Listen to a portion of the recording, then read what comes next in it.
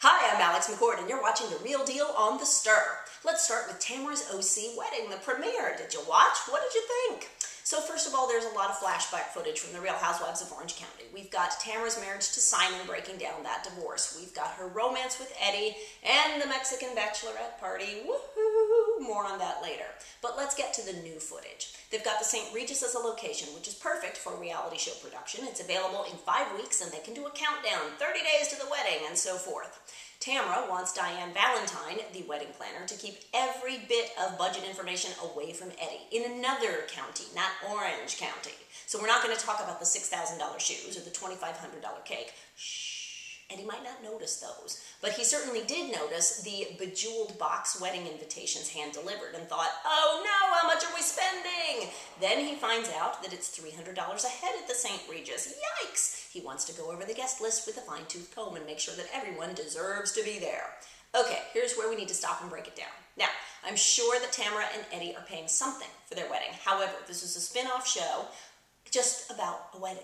Okay, if I'm Tamra and Eddie, I am negotiating sweetheart deals and demanding help from the production company to put all of this together to make a good show.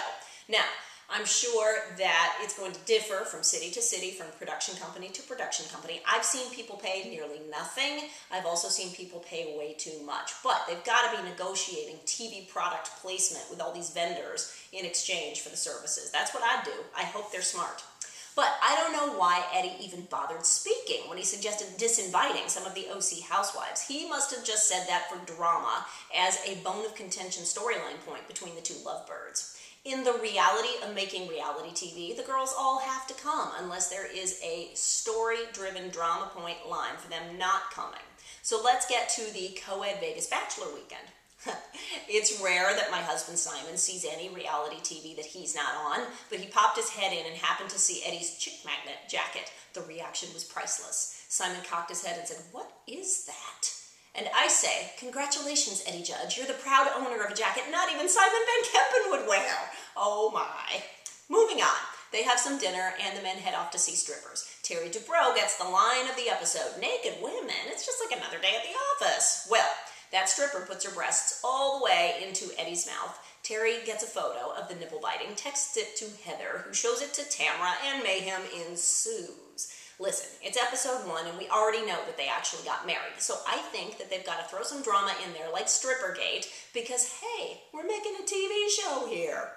Overall, I think the series is cute, and what I love about wedding spin-offs is that they are by and large happy stories. No table flipping, no arrests, no backstabbing. Well, at least not yet, but stay tuned. Meanwhile, let's move on to episode 4 of The Real Housewives of Miami. Nobody's having sex. Beware the reality television psychic and the dangers of seeing cast members in the off-season. So, Joanna and Roman are having issues, partly with sex and partly with Joanna's sister Marta. While it's an awful place to be in when a sibling comes in between an engaged couple, if they were having sex more than 6 times a year, perhaps Joanna would remember that a sister doesn't keep you warm at night.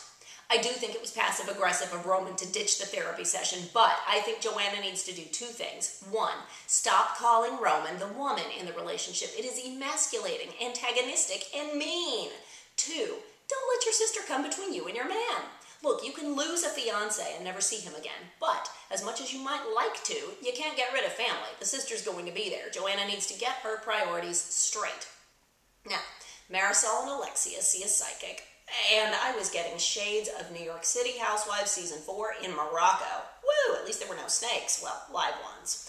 I know that Marisol must have been beside herself with grief and worry that her mother was so ill, but I don't think this reading was really all about Leah Black. I saw Alexia having an apoplectic fit in the background, and the bits with the blonde woman and the black magic, no. I think that this reading probably went on for hours and hours, and they talked about all sorts of things, and I think that maybe they just cobbled together some interesting looking footage to implicate Leah with all that they got from the reading.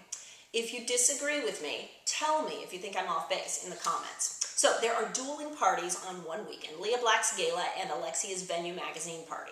After being embarrassed when she invited all the ladies out and they fought, the wind-up housewife Lisa wisely stayed home in the bath naked with her husband. One can safely assume that at least she is having sex. But before we get to that party drama, let's talk about Adriana's explanation to Lisa of her marriage. Oi!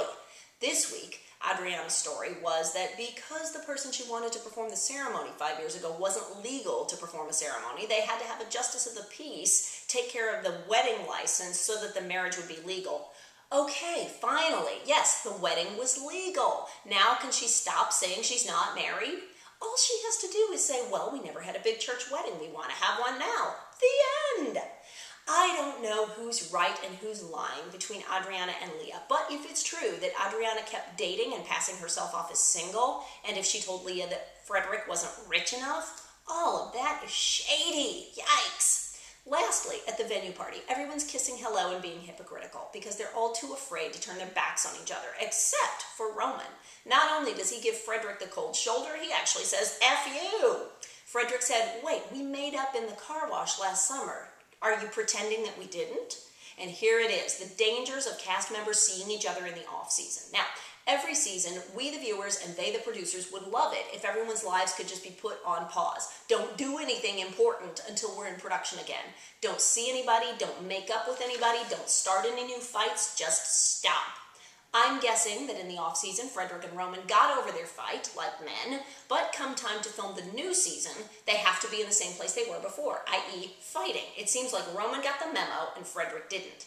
Will he remain that clueless? Well, as Alexia said, as long as there's no blood, it's all good. But there might be soon. So let me know what you thought in the comments. What do you think about that psychic situation? For now, I'm Alex McCord for The Real Deal on The Stir, and I will see you next week. Bye-bye.